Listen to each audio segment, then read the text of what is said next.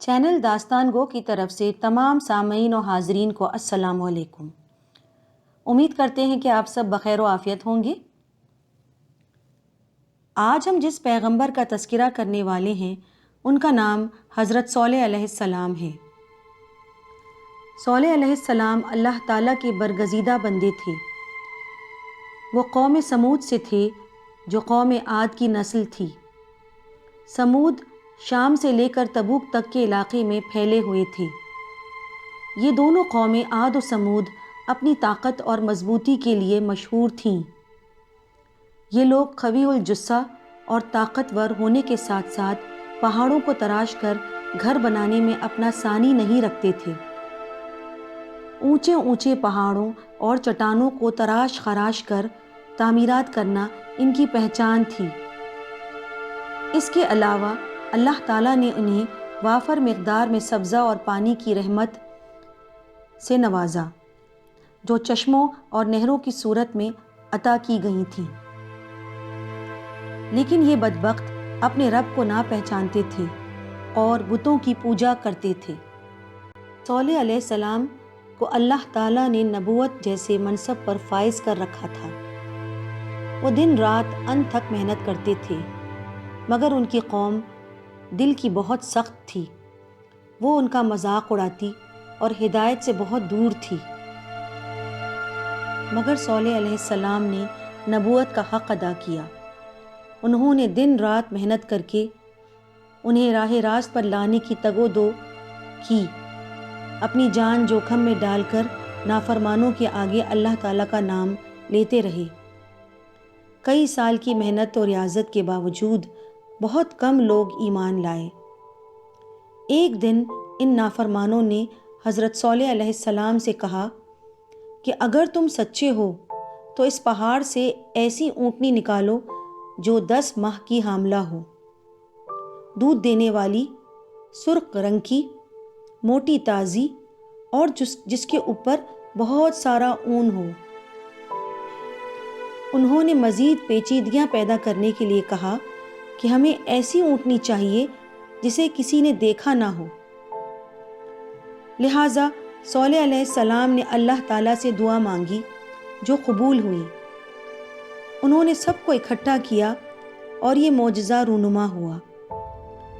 ایک زلزلہ آتا ہے، زمین پھٹتی ہے اور چٹانوں میں سے ایک نہایت ہی خوبصورت دیو ہیکل اونٹنی نمودار ہوتی ہے۔ لوگ حیرت سے اونٹنی کو تکتے رہے اور کچھ فہم رکھنے والے لوگ اللہ پر ایمان لے آتے ہیں، مگر جو ازلی بد نصیب تھے وہ یہ جیتا جاگتا معجزہ دیکھ کر بھی اپنے کفر پر ڈٹے رہے۔ صالح علیہ السلام اپنی قوم سے کہتے ہیں، اے میری قوم، یہ اللہ تعالیٰ کی بھیجی ہوئی اونٹنی ہے، یہ تمہارے لیے معجزہ ہے۔ تم اسے اللہ تعالیٰ کی زمین میں کھاتی ہوئی چھوڑ دو اور اسے تکلیف نہ پہنچاؤ، ورنہ تم پر اللہ تعالیٰ کا عذاب ہوگا۔ اس اونٹنی کو کسی اور اونٹنی نے جنم نہیں دیا۔ لوگو، یہ اونٹنی ایک دن پانی پیے گی اور ایک دن تم لوگ پانی پیو گے، یعنی کہ کنویں کے پانی پینے کی باریاں ہوں گی۔ یہ اونٹنی در حقیقت قوم سمود کے لیے ایک آزمائش تھی جسے یہ بے وقوف لوگ معمولی سمجھتے تھے، کیونکہ ان کی عقلوں پر پردے پڑ چکے تھے۔ طاقت اور قوت کے نشے میں ان کے سوچنے سمجھنے کی صلاحیتیں زائل ہو گئی تھیں۔ یہ لوگ ہر وقت شرارت اور سازشوں میں لگے رہتے۔ ظالم لوگ یہ دیکھ کر بھی اللہ تعالیٰ سے منکر تھے اور کسی صورت بت پرستی چھوڑنے پر راضی نہ تھے۔ کچھ ہی دنوں بعد اونٹنی نے ایک بچہ جنم دیا جو اس جیسا ہی تھا، جیسا کہ طے پایا تھا کہ ایک دن اونٹنی اور اس کا بچہ کنویں کا پانی پئیں گے اور ایک دن لوگ استعمال کریں گے۔ یہ بات ان بد دیانت لوگوں کو اچھی نہ لگی۔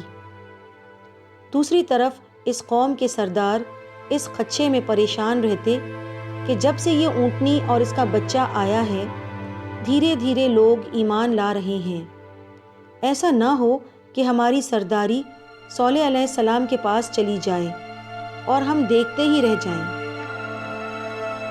چنانچہ انہوں نے اونٹنی کو قتل کرنے کا منصوبہ بنایا۔ چونکہ اونٹنی بہت طویل الجثہ تھی، کوئی اس کے قریب جانے کی ہمت نہیں کرتا تھا۔ پھر ایک ظالم نے اونٹنی پر تیر چلایا جو اس کی ران پر لگا۔ جیسے ہی وہ گری، لوگوں نے اس کی کونچیں کاٹ دیں اور سب نے مل کر اس پر وار پہ وار کیے۔ اونٹنی کا بچہ ڈر کر بھاگا تو ان شقی القلب لوگوں نے اسے بھی ہلاک کر دیا اور بیٹھ کر اس کا گوشت کھانے لگے۔ جب صالح علیہ السلام کو پتہ چلا تو وہ بھاگے بھاگے آئے۔ وہاں اونٹنی کی لاش کے ٹکڑے ہو رہے تھے۔ انہوں نے لوگوں کو دکھ اور صدمے کی حالت میں کہا کہ تم لوگ 2 دن اور اپنے گھروں میں رہ لو، اس کے بعد تمہیں اللہ کے عذاب سے کوئی نہیں بچا سکتا۔ اہل سمود زور زور سے قہقہے لگانے لگے اور کہا، 2-3 دن کیوں؟ اپنے رب سے ابھی اور اسی وقت عذاب لانے کا کہو۔ صالح علیہ السلام نے ان سے کہا کہ وہ اللہ سے اپنے کیے کی معافی مانگیں اور ایسی گندی حرکت پر جشن منانا چھوڑ دیں، مگر وہ لوگ اپنی حرکتوں پر نادم ہونے کے بجائے الٹا صالح علیہ السلام کو بھی قتل کرنے کا منصوبہ بنانے لگے۔